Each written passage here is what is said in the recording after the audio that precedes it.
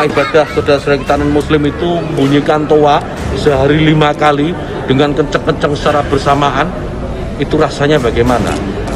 Ya, speaker di musola masjid monggo dipakai, silahkan dipakai, tetapi tolong diatur agar tidak ada yang merasa terganggu, agar niat menggunakan toa, menggunakan speaker sebagai sarana, sebagai wasilah untuk syiar, melakukan syiar tetap bisa dilaksanakan tanpa harus mengganggu mereka yang mungkin tidak sama dengan keyakinan kita. Berbeda keyakinan kita harus tetap hargai. Itu saja intinya. Saya kono himbauan, gak usah pakai speaker luar. Lah wong setahun pisan. Lak dangdutan tanggane nanggap dangdut jaran kepang macem-macem sampai jam 2 bengi orang gagas. Begitu wong tadarus Ramadan dilarang jadi berebek kuping. Pada prinsipnya diatur penting, tidak boleh ada larangan, tetapi diatur.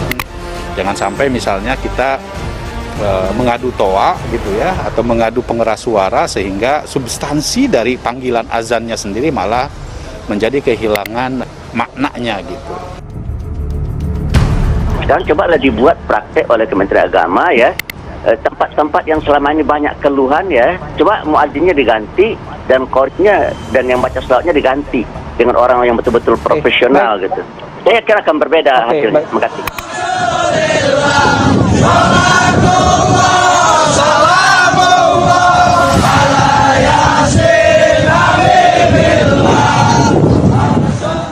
Kita lihat dulu tentang sejarah perjalanannya ke belakang.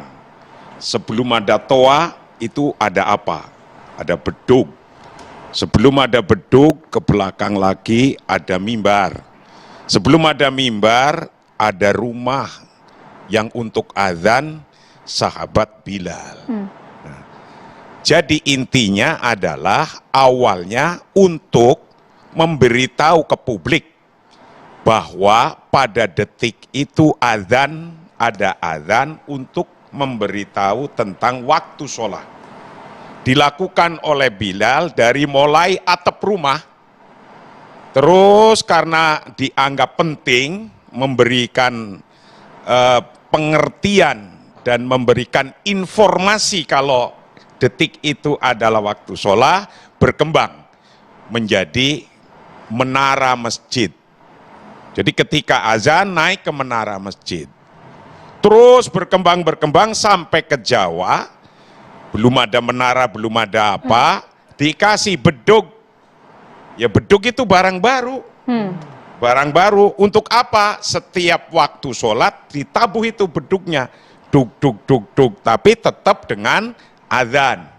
Begitu pula kesini jadilah ada toa atau disebut pengeras suara.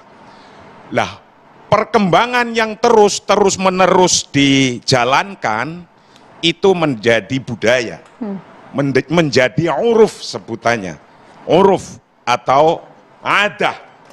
Uruf atau adah itu al-adah hiya fikrah wa du'ahan nas fi dhihnih wa karroroha marot terus bahwa culture budaya adalah berangkatnya dari satu pikiran bisa ajaran.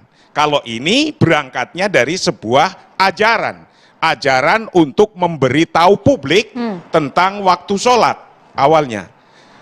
Al-adahiyah fikrohnya dari mana? Dari ajaran, karena kita agama Islam, dari ajaran agama Islam. Yang wadu'ahan nas fi dhihni, yang itu sudah cep di hatinya manusia, yang wakaroroha aksar marot yang sudah terus diulang sampai sekarang sudah menjadi daging kebiasaan, culture. Lalu pertanyaannya, yang sudah membudaya, yang budaya ini adalah munculnya dari ajaran, dari fikroh, kemudian akan dirubah. Bolehkah ini? Dalam konteks ilmu fikih, taghayyurul ahkam bitaghayyuril azminah wal amkinah. Ini konteksnya. bisa itu hukum itu berubah karena perjalanan waktu. Perjalanan beda tempat saja hukum bisa beda. Beda waktu juga hukum bisa beda. Nah, sekarang saya masuk di konteks toa. Rumah saya di Kedoya, saya ada pesantren di Kedoya, Jakarta Barat. Ada masjid di situ yang sudah lebih dulu daripada orang-orang sekarang di situ. Karena dari masjid ini dari zaman Belanda. Adzan biasa saja, keras biasa saja. Orang yang datang ke situ, non-muslim sekarang sudah banyak di sekelilingnya. Malah pada ngontrak di depan masjid, biasa saja.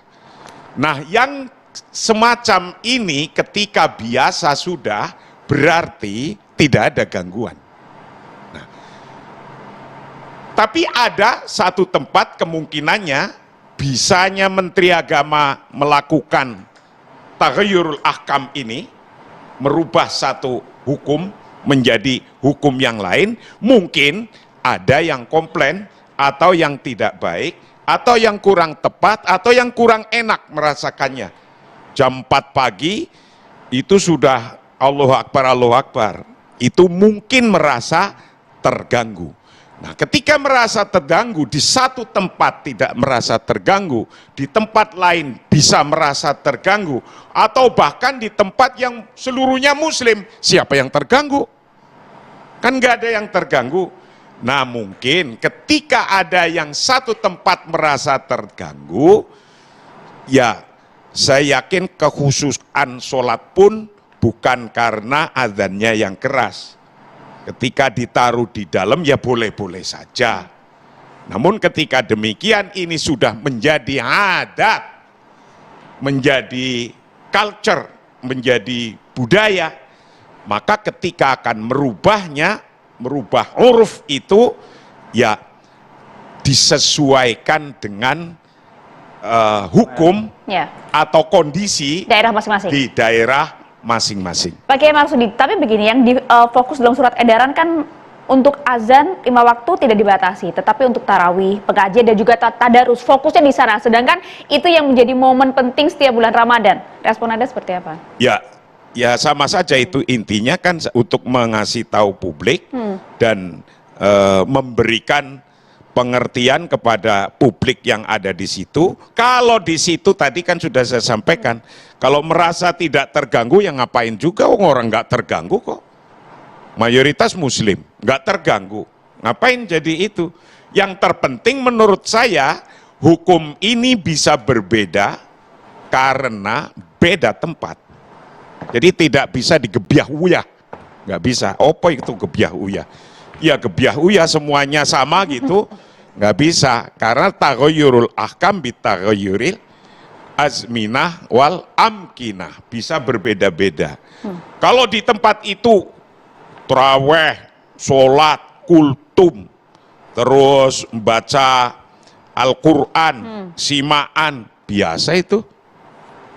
Yang sudah biasa, ya sudah. Tapi kalau ketika ada memang di satu tempat yang kira-kira tidak berkenan orangnya dan sangat mengganggu di situ, lah itu hukum bisa berbeda lagi di situ. Jadi disesuaikan Pak Kiai. Tapi tadi menarik penggunaan kata Pak Kiai, ini sudah tuancep, udah mendarah daging katanya, sudah jadi budaya. Kenapa tiba-tiba berubah di tengah jalan?